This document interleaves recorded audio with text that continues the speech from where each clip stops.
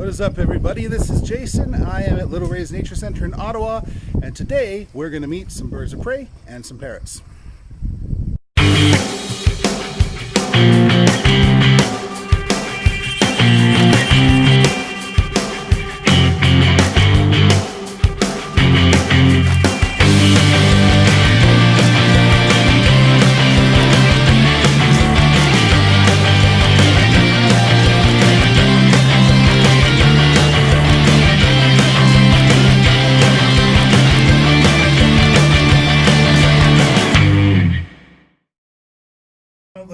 Little Rays recently has joined up with the keepers and kind of amalgamated and brought all those under the umbrella at their new zoo facility that's still under construction.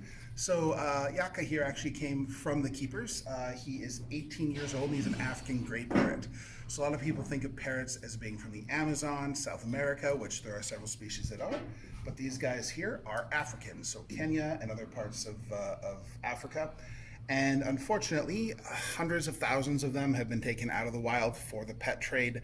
Do you know if he was wild caught or captive bred?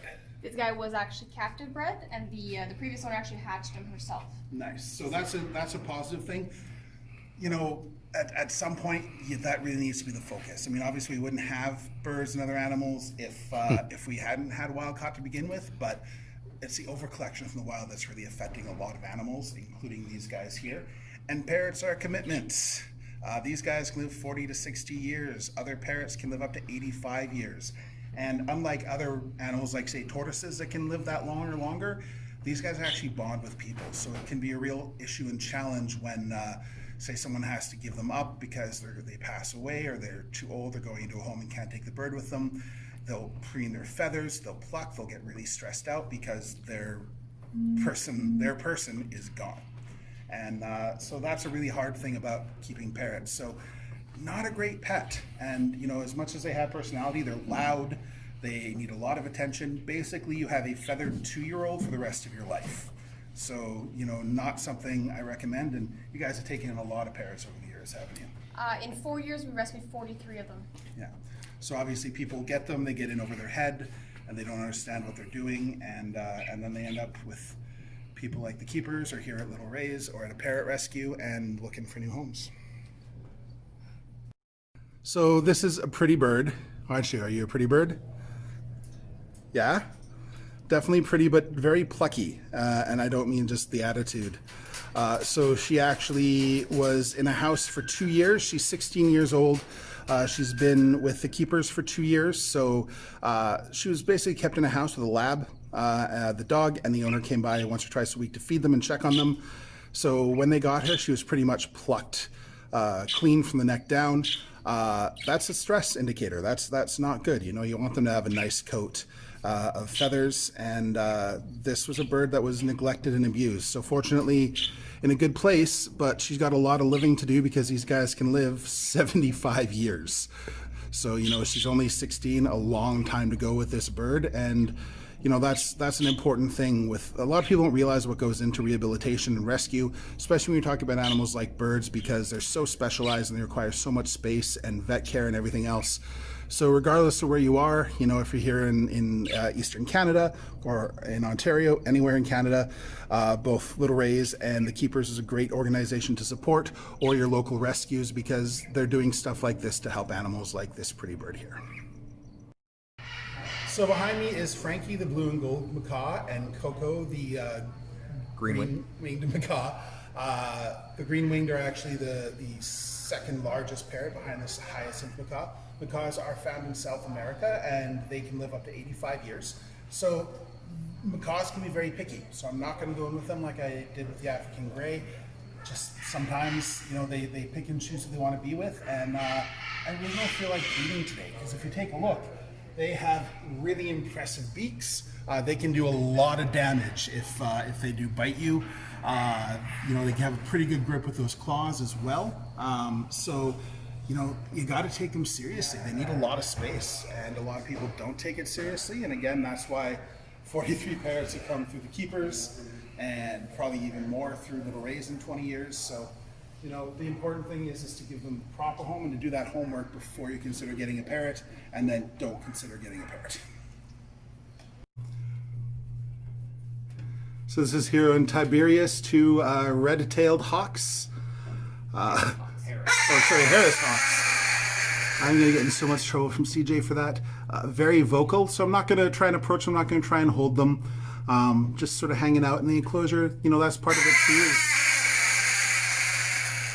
letting them get used to people. Beautiful hawks. Harris hawks are found in Canada. More canyon country in the States. Cactus stuff. Nice. So you'll see them hanging out on cactus in the United States as well as... Yeah, shake your tail feathers. The males hunting groups. And the males hunting groups, so that's pretty cool too. So this is a boy and a girl, or two boys?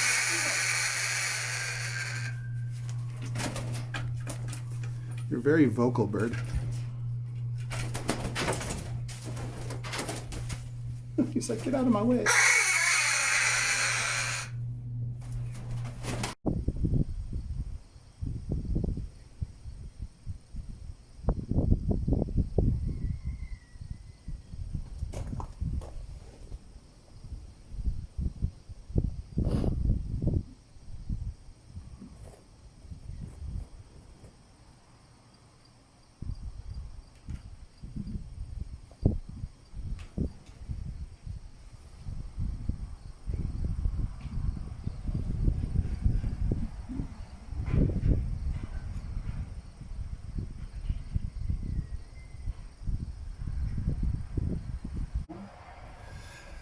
This is one of my favorite animals. This is Khaleesi. Khaleesi is a Eurasian eagle owl. So they are actually the largest owl on Earth.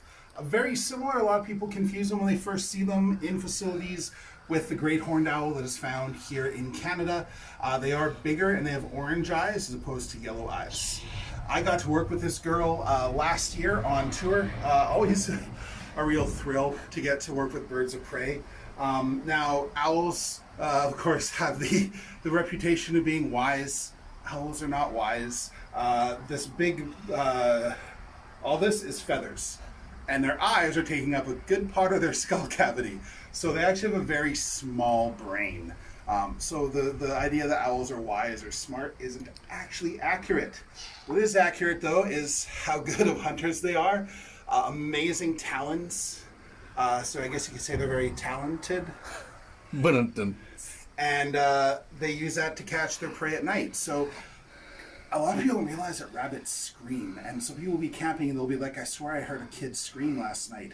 It's not a child. It's usually a rabbit that's being grabbed by an owl or a coyote or a fox.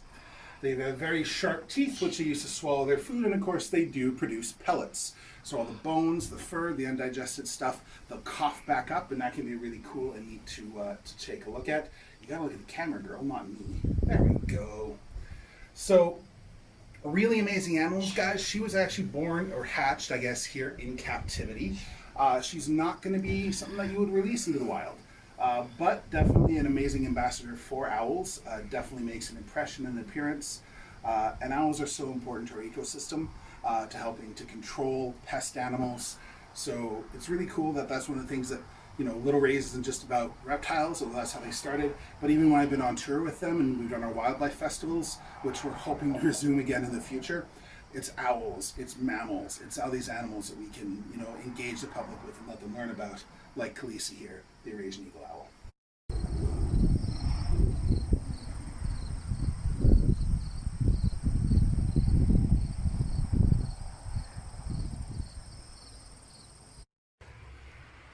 This is Max, the great horned owl, who I've also gotten to work with on tour.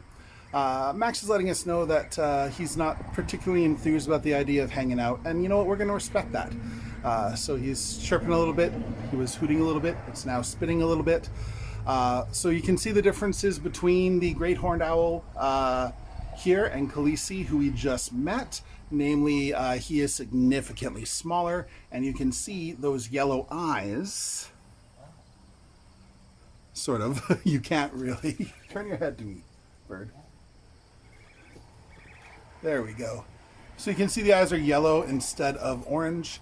Now, was he was hatched at the zoo too, wasn't he? I believe so. I think we've had him quite a long time. Yeah, and you've had him for at least 4 years, because I toured with him or 3 years ago, 4 years ago. Really cool owl. Fun story with him. He can fly, so you kind of have to be careful when you're looping him, because if he can figure out a way to get away, he will. So in Regina, he was flying around the building because he got off the hook. We did get him, but caused a little bit of stress.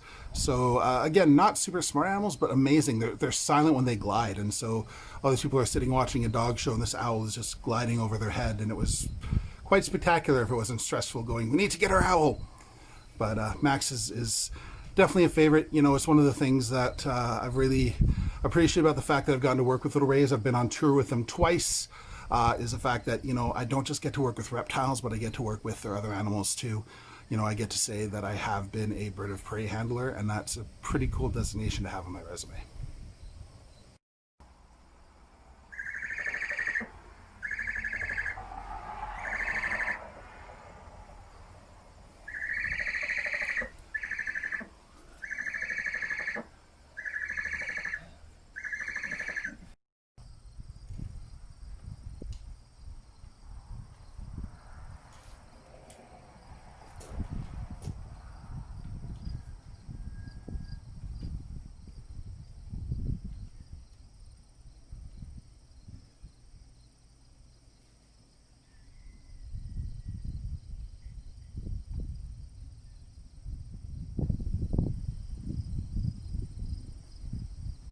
So this is Desi. Desi is a turkey vulture, and turkey vultures migrate up into Canada, into Ontario. So we know she's a vulture because she has that very distinctive vulture head. They're bald, and that helps them eat carrion. It helps them eat dead animals, get in the corpses. You'll also notice their legs are pretty bald as well. Now they have a number of different defense mechanisms. Come here, girl. Good girl. Up. One of which is to throw up. So if they feel threatened or scared, they regurgitate, and oftentimes are eating rotten meat. So that's going to smell pretty disgusting, and a pretty good way to protect yourself. So Desi was actually hit by a car 15 years ago. She's a broken wing, so she can't fly properly. So she is one of the rescues that, what that is that's determined, what that means is that it's non-releasable. So the Ontario government or the Alberta government or the government in the States, when that happens, they're the ones that determine if an animal can't be released. Otherwise, rehabilitation happens and animals are released to the wild. So zoos don't just go, oh, hey, a free animal. The goal is to try and rehabilitate as often as possible, but sometimes, as the case with Desi here, it's not possible. She's had an amazing life for 15 years being an ambassador animal for their species and teaching people the important role that vultures have. They're not terrifying, they're not awful animals, they're not lingering around to kill you and wait for you to die, but they do eat carrion. So they are basically nature's recycling. They help to eliminate waste, break down dead animals, and return that to nature. All right, guys. Well, I hope you've enjoyed meeting some of the birds here at Little Rays. Some domestic, some not. It's funny how reptile people end up almost kind of drawn to birds as well, especially your raptors, your parrots. I think just because they have that same majesticness and that uniqueness. But a lot of people I know that love love birds of prey and reptiles, and I am definitely one of those. And parrots even, again, wouldn't want to own one, but definitely appreciate how cool they are and the appeal. Just the amount of work, I don't have the time, and I don't know how Janie and Kyle do it, but they do. And that's just, you know, dedicating your lives to animals. Everyone dedicates different things and different stuff. So I am now a parrot, or I am now a pirate with a parrot. And make sure you subscribe. Make sure that you continue to tune in, guys. We got lots of cool videos coming up, and we'll see you again next time.